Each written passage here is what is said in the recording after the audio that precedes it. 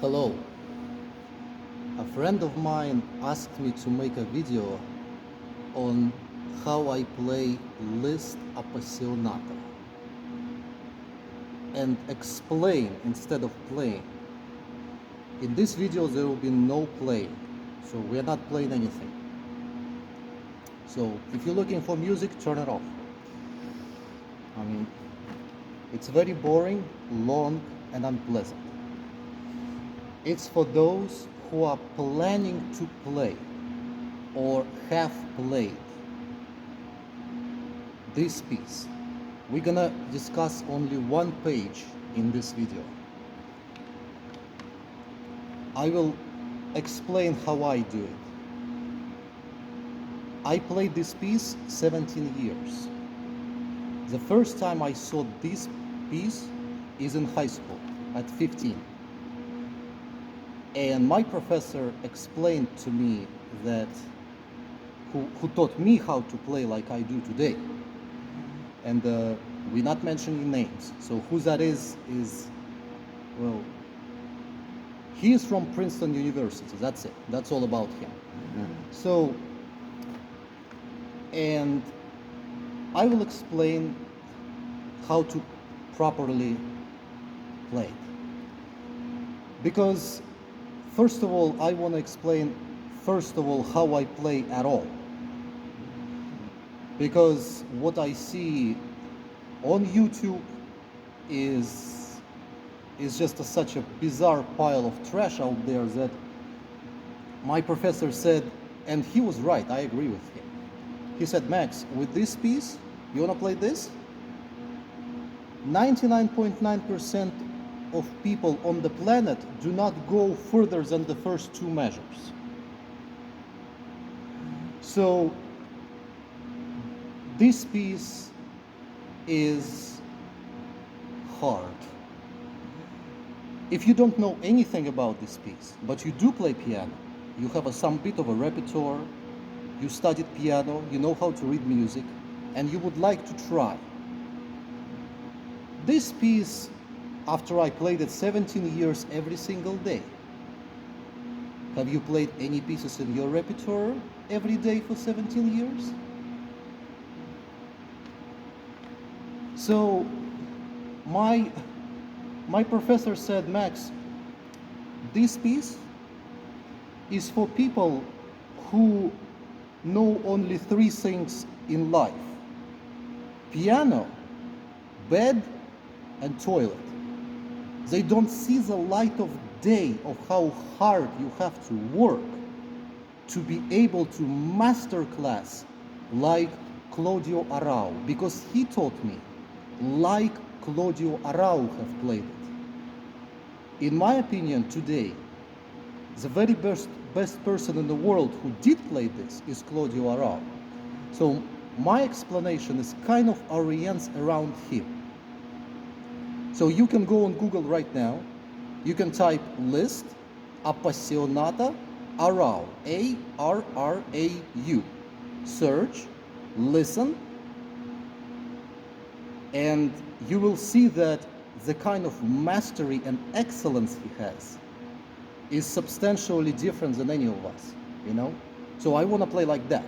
And my professor said, Max, if you want to play like that, you have to work like that. Not everybody gets up at 6 in the morning and runs scale for 4 hours like I do before coming into this chair. And he told me, Max, if you don't master every single note, repeating this thousands of times, you cannot be sitting in this chair now. So I will try to explain, because people, like a friend of mine, he said, Max, when I look how you play, I have to put in slow motion for this piece, you know, because I mean it's just enormously fast, you know. So if you still did not turn it off and you still did not throw up, we continue. So let me explain just this page.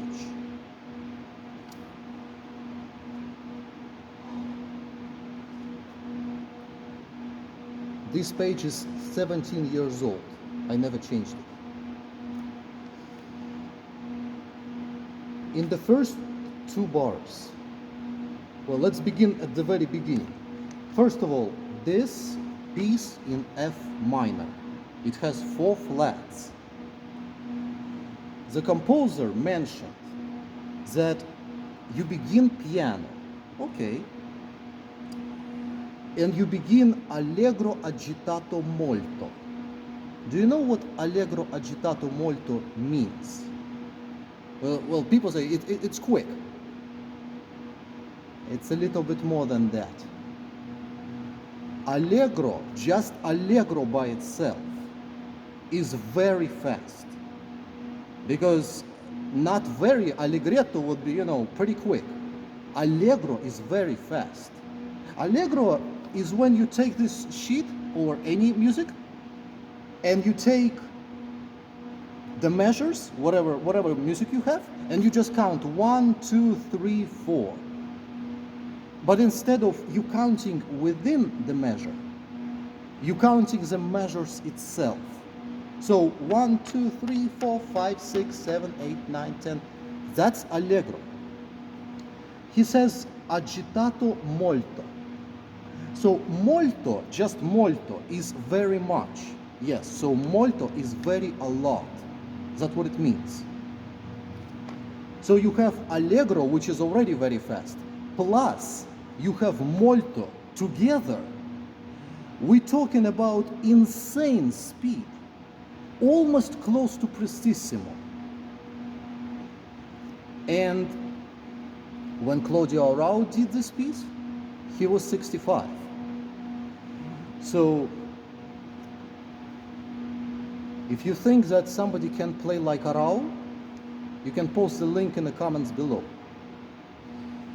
I cannot play like Arrau, but I would say 70% of the job I already done in 17 years. So if you don't have this sheet, go on Google now and type imslp.org. Click on a link, and in the search of that website, you type Liszt Appassionata Etude 10. Get your PDF document, print it out. Now you have a page in your hands like me, and you're sitting at the piano. Then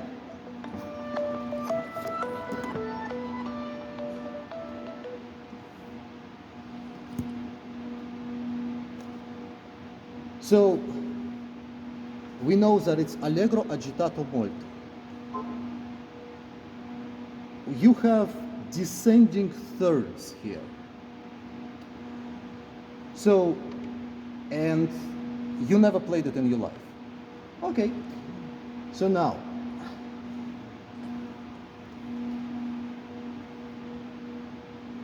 so you put your hands according to the fingering, and very heavy. Your force always comes from the shoulder. You go all the way into the key. So you read the score, and with full legato, it's complete legato, and with complete connection, keeping your hands very lower. You keep your hands because I see like other people, like the way Arrau did, and when we approaching what he does, not everybody will agree with this, but there is only one way to play piano in this world. Only one way. I want to play differently. I'm sick of playing this for 17 years every single day. But if you want to be like Arrau, you have to work. This piece is appropriate for people with 10 hours a day practice at home since 5 years old. A 5-year-old boy runs scale 10 hours a day. And when he plays at the recital, I cannot repeat like him. I'm his student. So 5-year-old will teach me. So there are kind of people in this world that, I mean, don't go further than the chair of your piano. That's a kind of commitment we're talking if you want to master this. So you read the music, you know these notes, and very slowly, with full connection and legato, you're going down no pad and complete connection.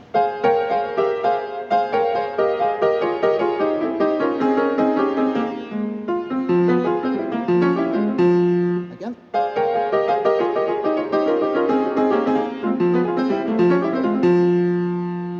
So now you go really slow and with as much weight as possible. When we're teaching legato, when you begin to play legato, like my professor says, he was stressing me on that. I wanted to dump this many times. Well, he said, Max, the first thing that matters when you play anything, jingle bells, whatever, is weight. The concept of weight. You need to press the keys. Whatever you play, loud, quiet, whatever you do, you press the key as heavy as possible. The more, the better. Moonlight Sonata with a weight, and when you have 25 pounds in one finger, would sound like this.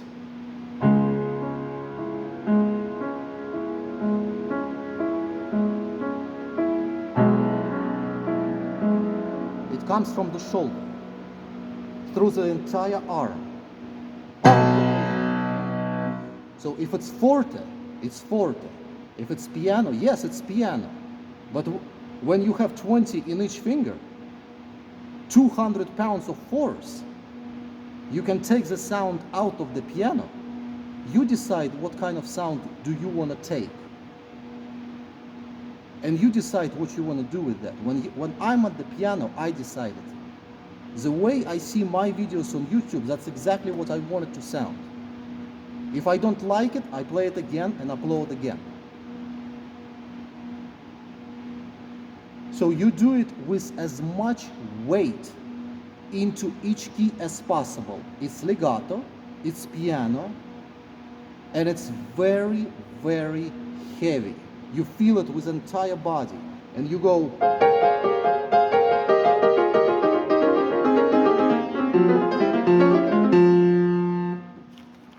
On this page, the beginning is to lead you to the third measure. So the most important thing in this first row now is this. That's it. That's where you're getting to. So he mentions that, like what I have to say right from the start before I get through the entire thing. Everything that's written in the bottom row has to be played with left hand. Even though there are remarks that you do it with two hands together in the bottom row. So everything in the bottom is left, everything in the top is right. Because my professor, we agreed, and Arau, because he discussed it in 1965. The explanation is that if you're gonna mess up with bottom and top with your right hand because of some remarks, and you have allegro agitato molto, for this, full of black keys all the time,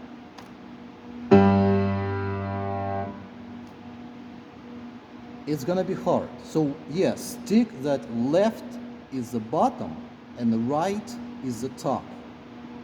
So now, the most important thing in this row now is this diminished, that's gonna be diminished sexth. That's what he had. That's what it is. Diminished sexth. Okay, so now you know this full legato, as much weight on the keys as possible, and keep your hands as low as possible to the keys, especially when it's allegro, agitato molto, all the time on every page. So when it's too hard, I can do that, it doesn't matter. You're not prepared, you know? So you go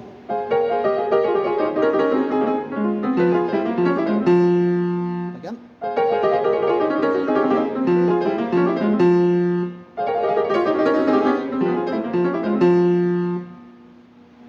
In the beginning, like when it's a new piece, you know, you go with full weight.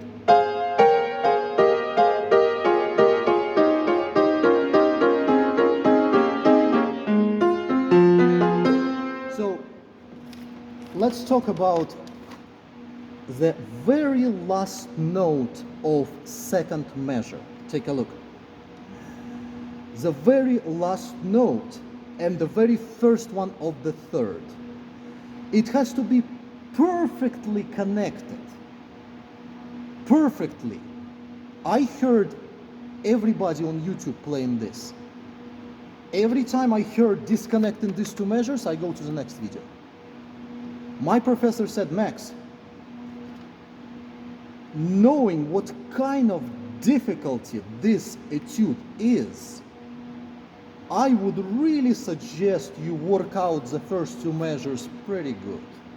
You know, so this etude is appropriate for people who graduated in piano performance, and since 5 years old, they dedicate 10 hours a day to the instrument.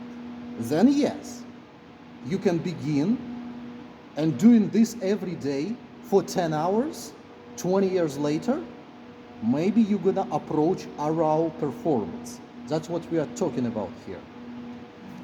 So we are making this connection.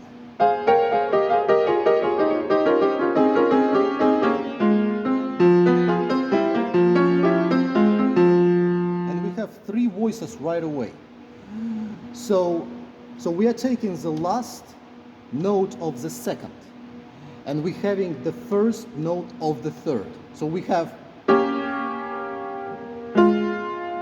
one hand, complete legato, as much as possible, very heavy, from the shoulder. Again. Again. All together.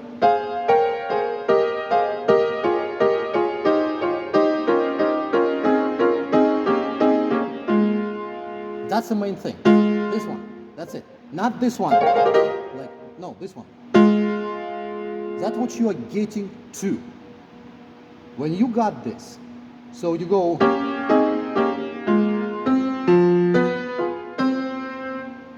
This one has to be played very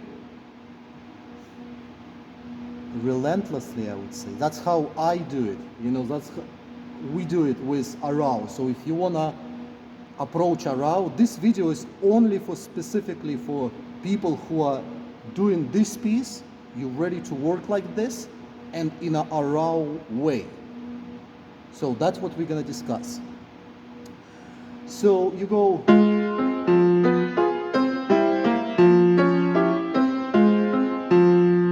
Again.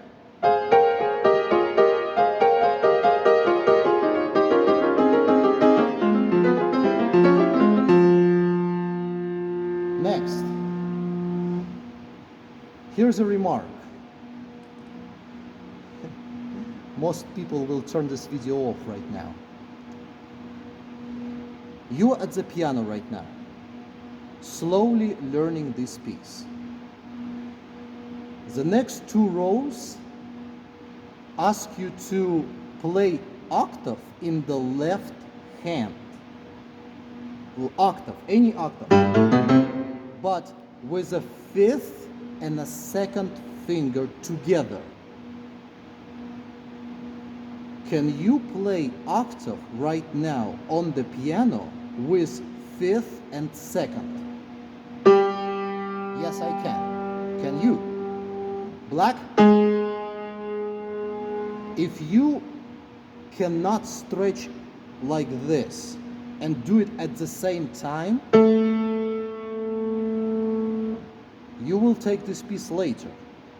So when I couldn't. 10 years ago, I couldn't. If you study every day 10 hours a day, eventually every micro muscle begins to stretch. So your hands will stretch with simpler pieces, not like this. You know? So whether you're 15 or 5-year-old or 55, it doesn't matter. You know? So eventually you will take this piece later. But it's very advisable that here, now, we're gonna approach a section that requires you, especially in the black, 5-2, 5-2, very intense, very heavy, into the keys, again. So, and that's what sound we try to create. We go,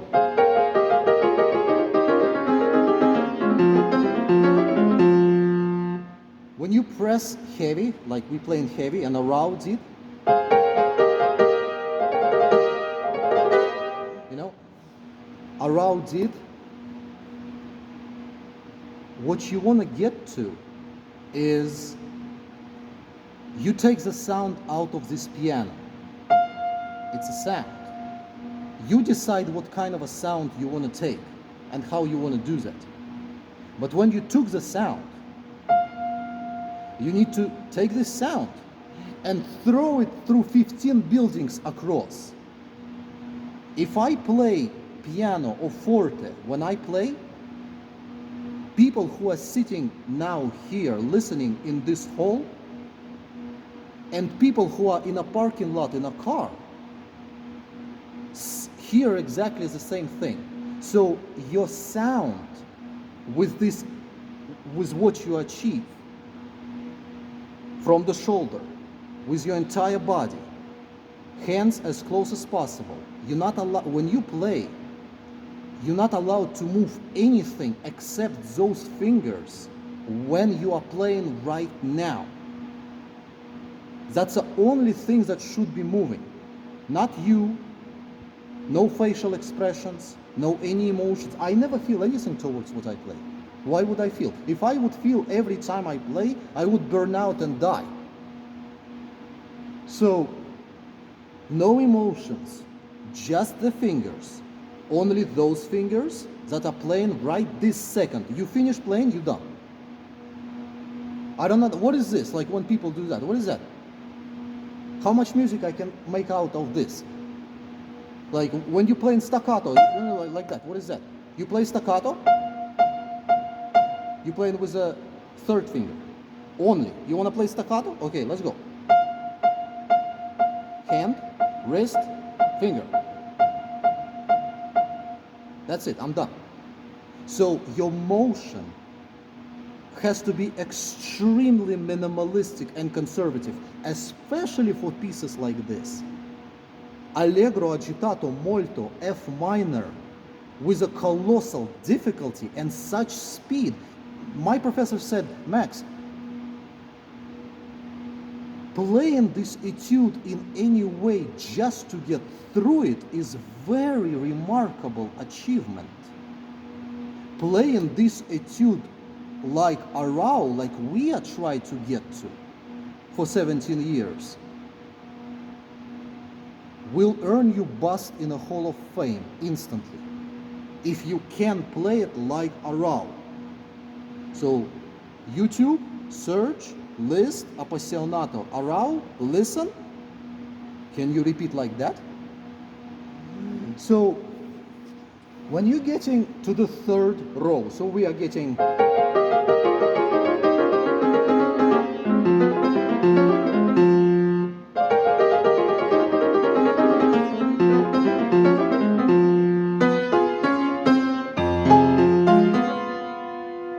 this is a very important moment. We are talking about measure number 7. So you have a sheet in your hand, measure number 7. Very slow. My professor was emphasizing on that, so that's very Arau way. So you go,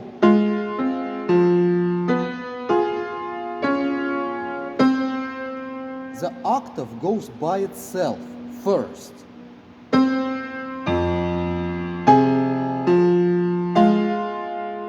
You go in the left hand, when you go 5, 2, 1, 4. When you turn in your hand from 1 into 4 over the 1, so 5, 2, 1, 4, instantly.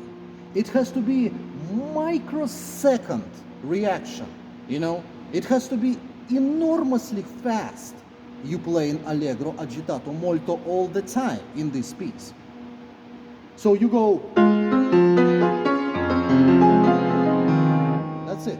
So again,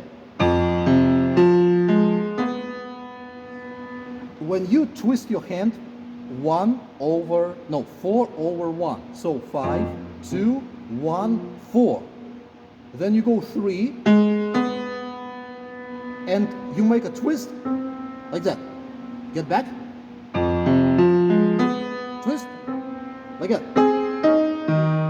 And here's the thing. Why did I say that we have to play scales in the left hand with 5 and second finger at the same time? That's how we stretched has to be.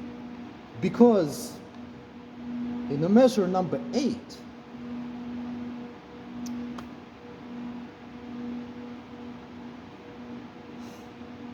this triple makes a chord. Arau, who had huge hands, like Rachmaninoff and others, he did it no problem,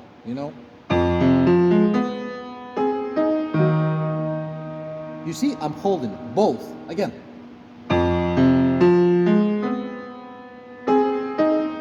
Again. Again. Again. Again. I can hold it like this and do not go further. That's it. I'm playing right now 5 and 2. So you do not release A. I don't. That's the difference between everything else and everybody else and Arau. So that's this complexity begins. So you go again. 2, 5, very heavy, all the way into the keys, even though that it's piano. Yes, it's piano, but it has to be with 100 pounds of weight, and you need to hear it in a parking lot. That's how strong and penetrative your sound has to be through all the walls. Like you playing in a Lincoln Center, New York City, 50 streets will hear you. So like that. So again.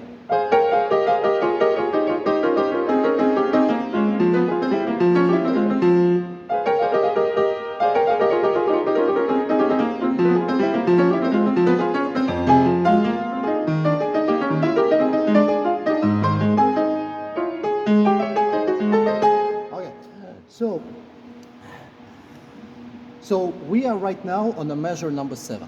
So slowly.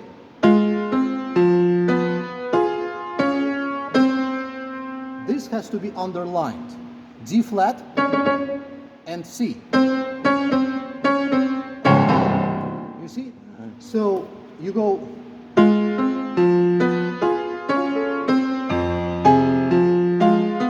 So on here, measure number 7, right here.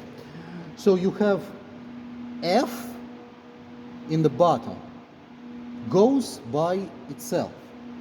F stays empty. The octave, A flat, which usually should be played with 4th finger. My professor always taught me, and we always did it regardless of any piece. You never touch black key with a fifth finger. Post your thoughts in the comments below. You never touch your black keys anywhere with a fifth finger. That's why when you have scales like C sharp major, E flat minor, F sharp major, and B flat, you need only 4 fingers to play the entire scale. So that's why. So, yeah, it's a very specific way, you know. And when I began this at 15, I understood how unprepared you are. So, but with everything else I did, most of the videos that you see on my channel, I never had a score in my life. I just heard it and I already know that he plays it here. That's it. You know, rarely I take scores, sometimes, but a lot of out there is not. So it's just by hearing. So we're getting to measure number 8. We go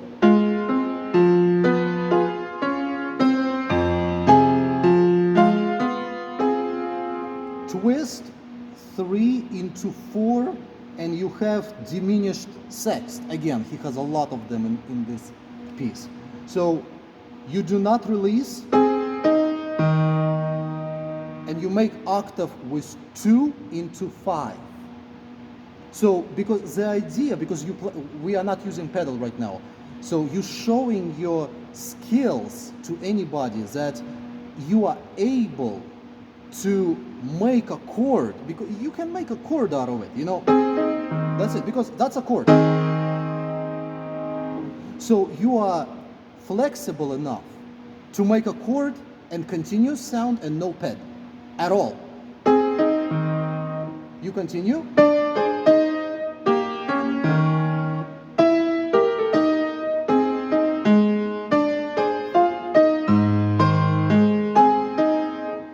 So when you have octave in the top, the octave is that the octave in the top requires 2 keys on the bottom.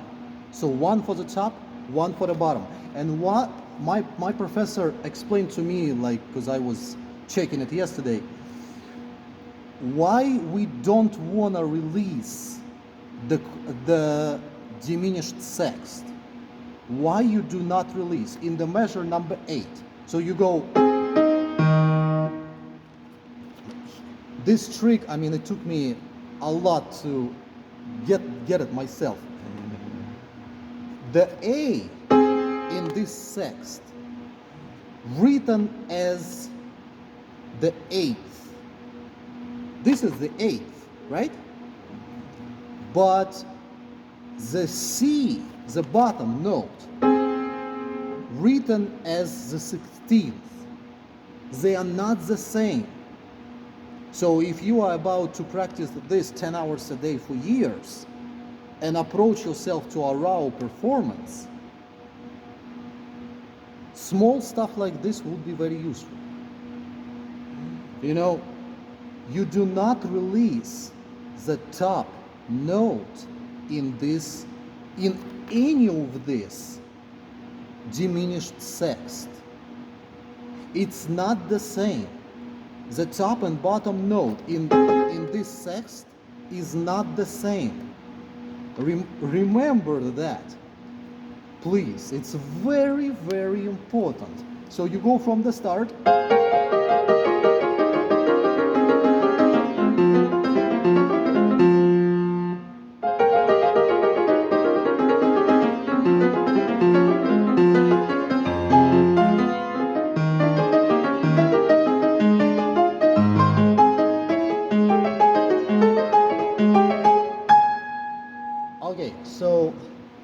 let's talk about measure number 11. Measure number 11, when he showed me, I almost died practicing this. And I died on the first year right away. You know, so he told me, like, Max, most of the people in the world do not go further than the first row. So it's so difficult, it's so intense, and it requires such enormous mastery and technique. This is not a school program, not college program, not Juilliard program. It's not a program of anything. It's a personal choice. For me, it's okay to sit down 10 hours a day for the same thing 17 years. Is that okay for you? But when I come out on stage, I want to deliver.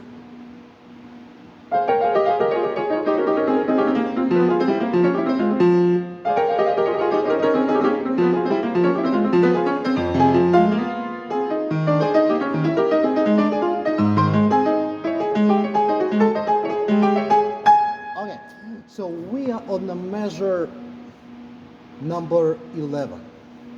So again, so here you have even bigger here. Now you, instead of sexts, you have septs. 7. That's why it's sept. Okay, so 7, that's your sept. That's octave. Again, so 2, 5, 2, 5 together. You cannot release this. You have to keep it. So you keep it.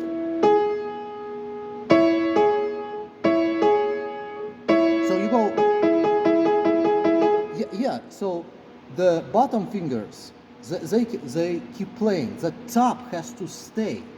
The top is the 8th, but the bottom is the 16th. That's why you have to play octave with 5th and 2nd. That's your reason why. If you want to play it like this and like Arau does, he does not get away with anything. If it took him 12 years to prepare this page, it took him 12 years, he recorded, now we have a good recording. So let's try to get to the end of this page. So you have a diminished sept.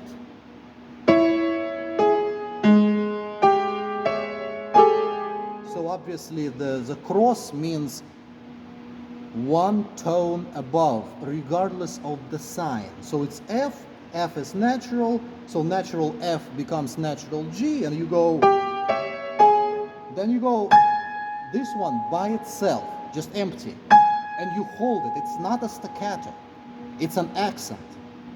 And you go again.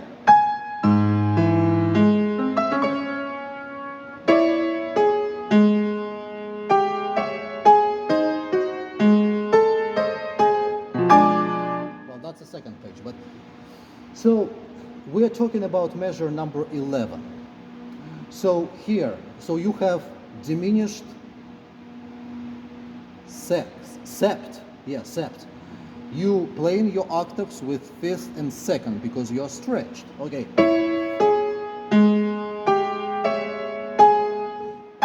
By itself, 5, 2, 1, 4, 3. So take the sheet and write with your hand and the pencil. Write yourself 5, 2, 1, 4, 3. That's my handwriting 17 years ago. 5, 2, 1, 4, 3. And you're taking this one in a measure number 12. 12, yes, there are 12 measures on this page. So you go right? So get back. That's what you want to do. So 5, 2, sorry.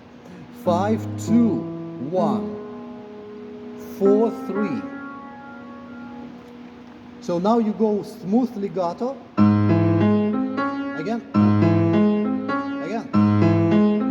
Like 25 times, okay? So until your hand is fully relaxed, 15 pounds of weight in each finger. Very, very heavy into the keys from the shoulder. You go.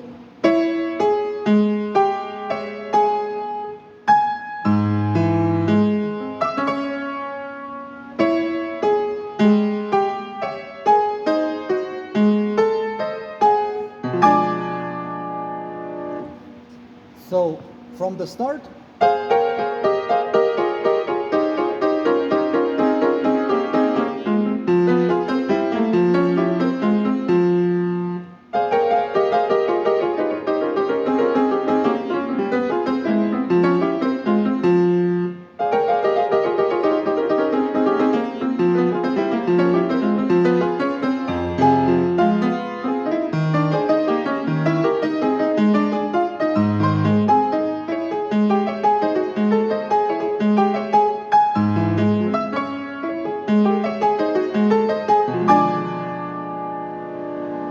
again.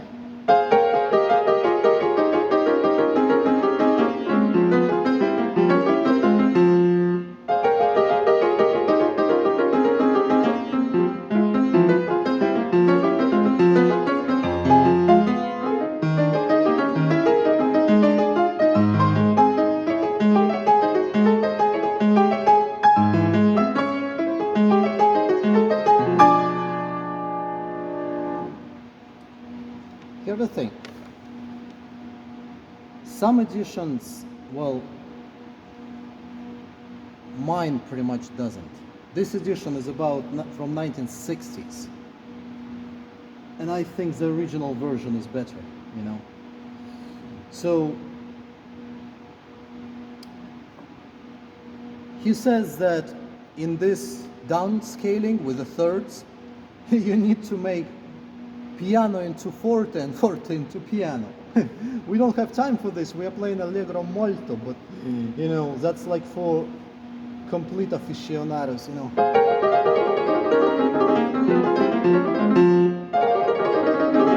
So that's what you want to get. Like that. Like that. So yeah, so there's a lot to do on this page. And you also need to decide like why you are doing this. I'm doing it for my personal pleasure. I know that these hands can do it. Hopefully try to get like Arau. And it costed me my life. So if you do play like Arau, even if you do, you have to be okay that it doesn't bring you money, it doesn't bring you prestige, nobody cares about this piece and nobody wants it. It's only for you. You're doing this for you. I did it, I can do it, and I do it like this. And I try to approach Arau. Other people will decide for themselves. If you want to play like Arau, you need to work like Arau. He did it, and we can listen to it every day.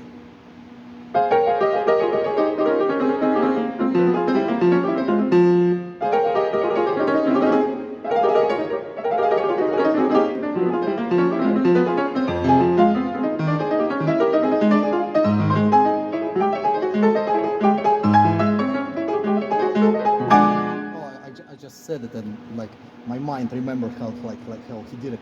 So with Arau, you have to remember that when you play, especially let's talk about measure number six, yeah, number 6 and the third row, 6, 7, 8, 9. So right hand. So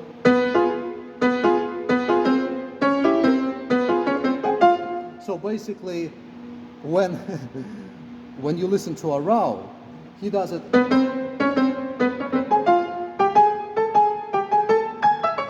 So basically, your left hand has to be so legato so heavy, like a snake crawling between keys, you know, very heavy from the shoulder with full force. You know, a Moonlight Sonata with full force gotta sound like this.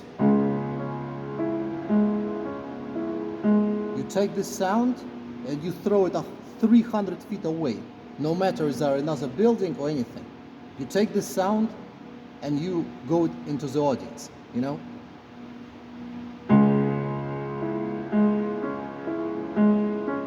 The same goes with this one.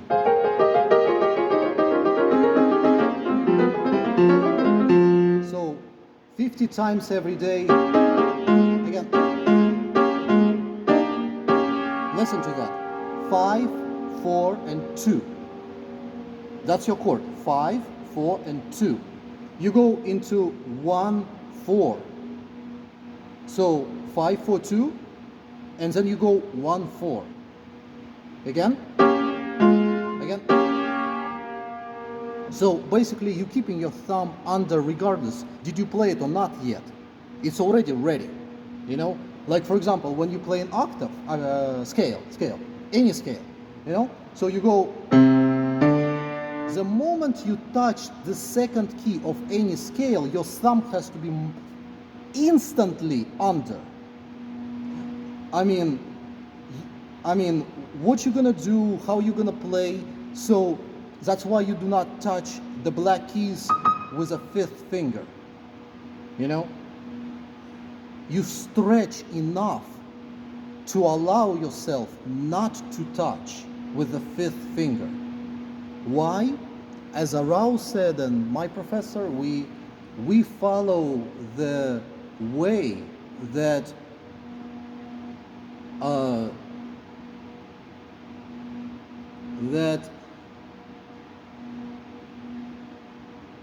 you have to be prepared for anything.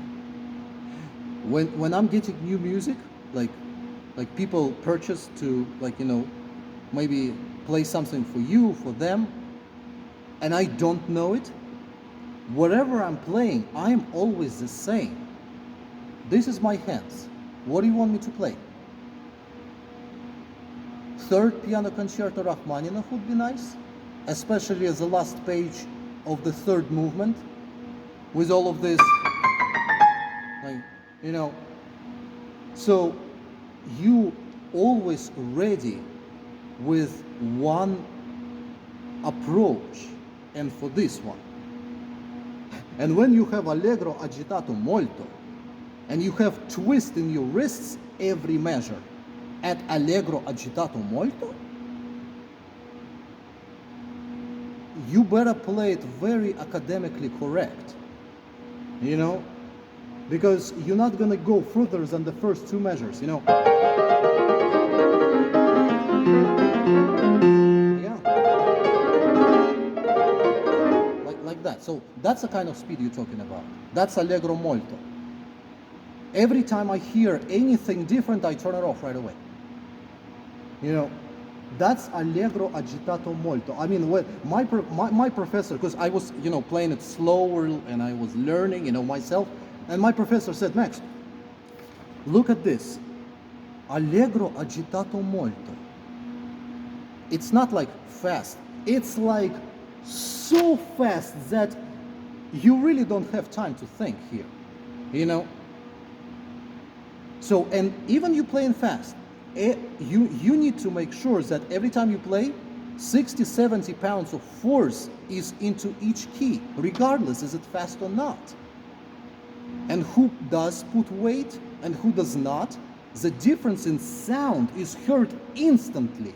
Who is studying and who is not studying, you know? So, you know,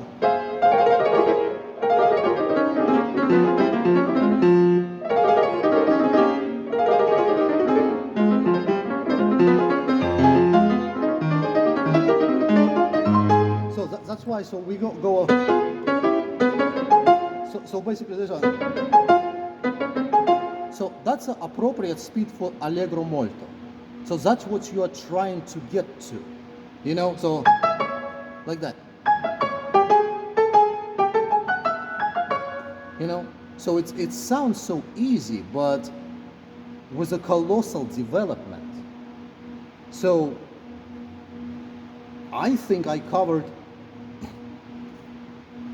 every small challenge on this page. If you want to work like this, if you want to play like a Rao, I will come to your concert. Yeah, the bottom row gonna be crescendo. So when you already learned it a little bit, we go.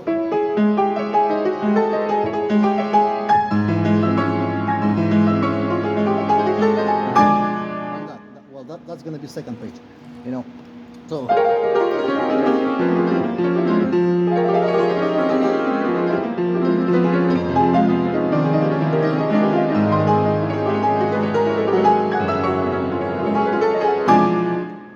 Whew, my God, I'm gonna get a heart attack with these videos. Whew. So this is kind of approximately the picture of what it could be and what we are trying to get to. This is a very Arau way. Claudio Leone Arau. It's my favorite pianist, especially for this piece. He explained it, my professor explained it, and my friend asked me to record the video to explain it too. So next time I will make a second page.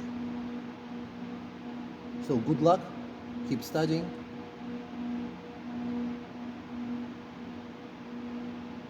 and have a good day.